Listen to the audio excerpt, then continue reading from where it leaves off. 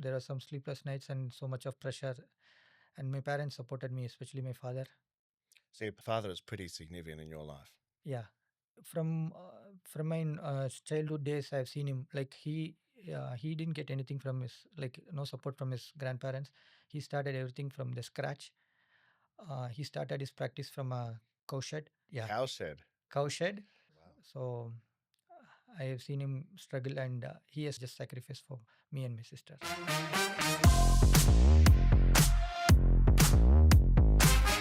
Welcome, Anand. Good morning, Dr. Ken. Thanks for having me here in the show. I'm with Dr. Anand Ashok Kumar. Anand, you've just done a 6-month shoulder fellowship with me at the Brisbane Shoulder Arthroscopy and Arthroplasty Fellowship. It's an AOA accredited fellowship, and we've been very fortunate to have you working with us. So thank you for coming and working with us. You're coming to the end of it. And people would like to know a little bit about you. So you come from India. Can you tell us a little bit about where you actually come from? Whereabouts in India? Everyone's got that idea of the triangle shape of India. If you could sort of give us an idea of geographically where it is. I am coming from South India. It's a southernmost state called Tamil Nadu. I was born in Madurai, and I did my schooling over there, and then I traveled to another state and did my medical school training in place called Davangere. Following which I shifted to Vellore, where I did my orthopedic training in Christian Medical College Vellore, which is one of the premier medical institute in India. So following that, I've been working in Christian Medical College Vellore as a junior consultant. Very good. Now, India, it's you've done medicine there. You've become a surgeon in India. That's tremendously competitive. Millions of young men and women apply to do medicine in India. It's extremely competitive. Can you tell me a little bit about your journey to become a doctor in India? Mm, the medical competition in India is very bit intense. There are only few seats and many thousands of people compete for that. It's like the medical school exam is like everybody. It's like a marathon race where everybody is sprinting, and it was a tough time during my school days, and more pressure from the family members, and expectations are high. Sometimes you feel low whether you are capable or not. And then my father once told me, "You're not going to go for rank. You just see what purpose you want." And from that, I worked it myself. And That gave you those a bit of confidence and that helped those, with the stress, did it? yeah, and those lows made me more better. And why the pressure? Was your family medical? Yeah, my parents were medical. What So, do they do? so my father is a ENT surgeon, All right. and my mother is a obstetrician. So a lot of pressure. Yeah, How many brothers and sisters do you have? I have a younger sister. She's currently doing engineering. She finished engineering and she's working in TCS company in Cochin. Was that all right with your parents that she did engineering and not medicine? No, initially, because my father was okay with it Yeah. because my mother and my grandparents weren't totally. But she Are your was grandparents doctors as well? no, no, Oh, okay. no. So they are agriculturists. So my sister really wanted to do medicine, and she came second in the school ranking, but she didn't get into the medical field because of the quota system. She lost by around 3 marks. Really? Yeah. So, as I understand it, about 1.5 million people in India apply to do medicine each year or try to do medicine each year. So, it's tremendously competitive for a few spots. Yeah, it's really competitive, and it's like cutthroat. You need to be more focused and devoted at least for 2 3 years, last Yeah. 2 3 years of your Yeah. school life. Yeah. And now that's become a national system, hasn't it? Yeah, now it's become Whereas neat. when you went through, it was probably state based. It was both state and national based, but now it's become a single exam all over India. Yeah. And that's what it is to get into surgical training, isn't it? So you've trained as a doctor and then you decided to do surgery and you sat an exam, the NEAT exam, is Yeah, it yeah, NEAT PG? neat PG, And that's a national exam. national exam. And as I understand it, last year, 240,000 men and women sat that exam to be a surgeon. Yeah, and every year it increases. Increases. Yeah, I think the year before was 150,000, Yeah, 160,000. And that determines everything, isn't it? As I understand it, it's a 3.5 hour exam, 200 multiple choice questions, yeah, and your exactly. life, your career, Yeah, that's true. your dreams depend on that 3.5 hours. Yeah, now it's become more competitive, and it's like only the NEET exam. Yeah. They don't consider the, I think they don't consider the 12th marks, like Yeah. the final year school subject. When I was doing, they consider both entrance and this. Now I think only the NEET marks. And how was that for you? The tremendous pressure. How did you cope with that? That's what there were periods like there are some sleepless nights and so much of pressure. And my parents supported me, especially my father. Mm-hmm. And by God's grace, I got. So your father is pretty significant in your life. Yeah, he's very important role in my life, and he's one of my hero. All right. Can you give me a little a little example of why he's your hero? Do you remember something from, as you were going through this process, or from earlier? No, like from my childhood days, I've seen him. Like he didn't get anything from his, like no support from his grandparents. He started everything from the scratch. He started his practice from a cow shed. A what shed? Cow shed, Coal shed. cow, Cow cows, shed. cow shed. Yeah, Cow shed. cow shed, shed. Yeah, I Yeah, get so it. he started from there with a single room, then a small clinic with 3 beds, and then he built up a small hospital with 35 beds.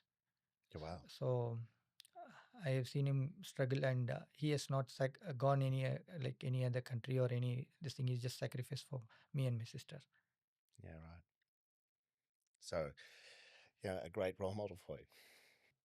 Now you decided to do orthopedic surgery. Was there can you give us a moment that sort of helped you decide that orthopedics was the right path for you? Because orthopedics is extremely competitive in India, isn't it? Yeah, What are the orthopedic. most competitive specialties to get into? Once you're a doctor and you decide you want to Yeah. specialize. So when I was doing it was more competitive for radiology, orthopedics, and neurosurgeries. And so, can you remember a moment that sort of helped you decide on that path? So I was doing my internship training program. During that time, so I had seen a manual laborer who was almost middle age, like around 40 to 50 years, coming from a poor background. So he came into the clinic on a busy day, and then the postgraduate who was there examined him and showed him to the professor over there, and they planned him for rotator cuff surgery.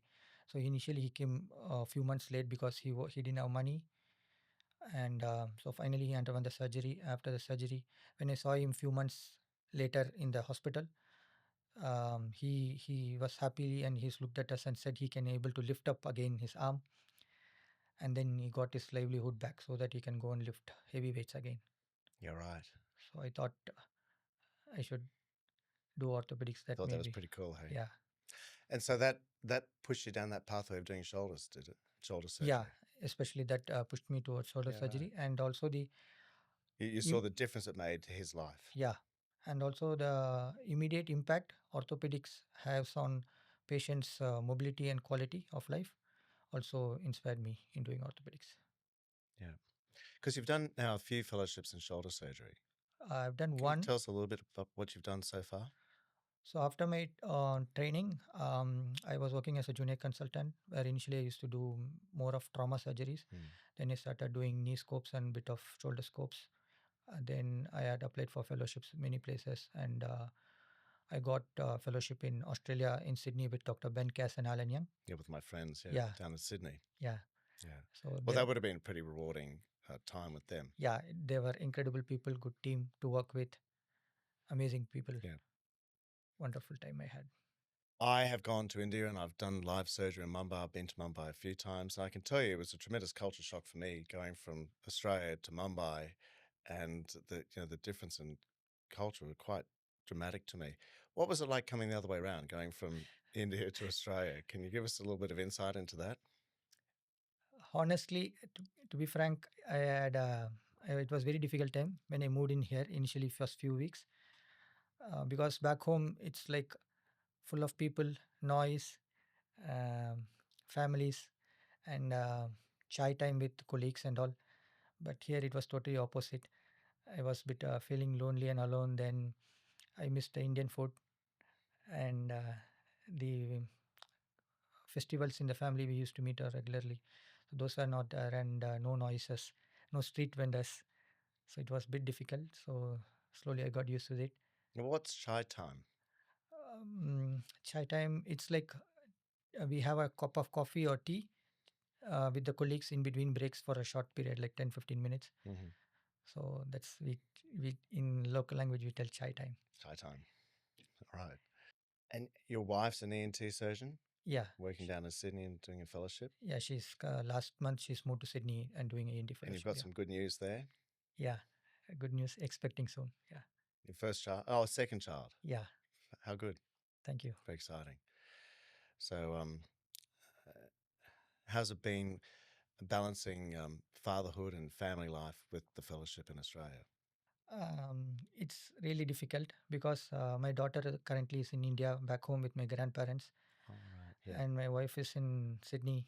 I'm in Brisbane, and yeah, once in 3 weeks time, I on a weekends I travel to Sydney and come back. Mm-hmm. Initially, there was bit of pressure from my parents and her parents for her not to come currently at this stage. So, but my wife was very supportive and adjustable. So we took a decision and we moved in. Mm-hmm. And especially her parents are all really helpful taking care of my daughter there. And what was it like? Just at home coming to Australia. You do you can you cook? No, I can only do Where are you up to? Maggie and What's Maggie? 2 minutes Maggie noodles Oh. and egg burji. That's all. What's That's scrambled egg. Oh, scrambled eggs, right. So scrambled eggs and 2-minute noodles. That's what That's you all live on, is I it? can do, and make coffee. Yeah, right. Okay, good. What helped set you apart back in India? What did you do to sort of set yourself apart to get these coveted fellowships in Australia? How did you there'll be younger surgeons listening to this to us talk, and Okay. um, I'm sure there's some interest in how you managed to do it. Um, so I am coming from a institute, so they allow us usually for a study leave for a period of 2 to 3 years. So we come abroad to train ourselves and don't go back and help the institute and the patient care. And it's a minority institute, so it helps many poor people with many concession and free treatment. So and there was no actual shoulder surgeon in my orthopedic department, only like fellowship trained shoulder surgeon. So I thought I would like to go into, I was interested in shoulder surgery and I wanted to take it forward. So I started applying to many places, and by God's grace I got Dr. Ben's Al's fellowship and your fellowship too. Mhm. And have you done publications? What have you done so far?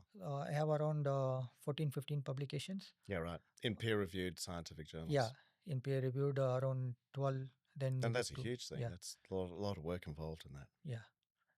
And one of them was first one in Journal of Pediatric Ortho British. Mm-hmm. Like it's a modified Woodward's procedure which confers functional outcome in Springle's deformity. Yeah, right. Okay. And what about awards or prizes? I haven't got any awards as of now, Mm-hmm. but I have done a couple of presentation in conferences and Yeah, recently. tell me about those. Recently, I had presented about a suture slippage. It's a failure to rotator cuff knotless mechanism in the SESA conference, Shoulder and Elbow Society of Australia, few months ago. Yeah. So that was the last presentation I had done in international conference. And so that was in Australia to orthopedic surgeons in Australia. How was that? Were you nervous? Yeah, it was really very nervous, and it was my first international stage presentation. But initially, I was thinking whether should I go ahead or not. But Dr. Ben and Al were very supportive, and they said, no, you go ahead and do. You'll be fine. How was it? It was good. Yeah. At the end of the talk, it was good. So, what does going back to India have for you? What has got in store for you? What does it look like? So when I go back, I have a job right place in the same institute where I come from. So I will be going back there, and hopefully I'll be running the shoulder and elbow cases in my unit. Mm-hmm. And So where is that? Christian Medical College, Vellore. And where's that? It's in Tamil Nadu. It's like in between Chennai and Bangalore. It's halfway between both. So this is central India, South India. South India, South but India. central. No, it's south. How south? It's the last bottom state. The very bottom. Yeah, very bottom state. Right on the tip of the India. Yeah, one of the bottom state, one on the right. Okay. All right. And you must be looking forward to that. Yeah, I am just waiting for your fellowship to get this fellowship to get over, and my wife's fellowship to finish. Yeah. And then we'll be heading back to India. Yeah, very good. Tell me a little bit about the support you've had from your wife in doing this. She was really, to be honest, she's very adjustable and supportive and understandable, because when I came last year, she was a consultant in the same institute, but she wasn't confirmed. So she resigned her job and came back, came with me to Sydney, and she was just not working and taking care of the kid, and she was supporting me. So I was busy over the weekdays, and only on weekends I take her out. She was even okay with it, everything. She's really supportive. Very good. If you were to give some advice to young surgeons wanting to travel to Australia or to another country to do a fellowship in whatever they want to do in terms of in a surgical path, what's one bit of advice you would give them? Maybe they should be focused on what branch or what specialty they want to narrow down, and then focus only on that and apply to those places, and not randomly throwing stones at every place. Yeah. Yeah, I know what you mean. Yeah, we get a lot of applications. I get several a day applying for the fellowship, and I think that's good advice for them. Thank you. Well, thank you, Anand, and it's been wonderful having you here in the fellowship, and I wish you all the best in your future career. I think your dream is alive, and I think it's a pretty cool dream. Thank you so much. I hope to invite you soon one day to India. I'd love Thank to you. come. Thank you for listening. If you found value in this conversation, I encourage you to share it, leave a rating, or write a review. Your support helps others discover the podcast. To stay updated, make sure you subscribed on your podcast app or on YouTube over at my channel, Dr. Kenneth Cutbush, to ensure you don't miss an episode. New episodes are released every fortnight, each offering an in-depth look into the world of orthopaedic shoulder surgery. Until next time, thank you for listening, and goodbye for now.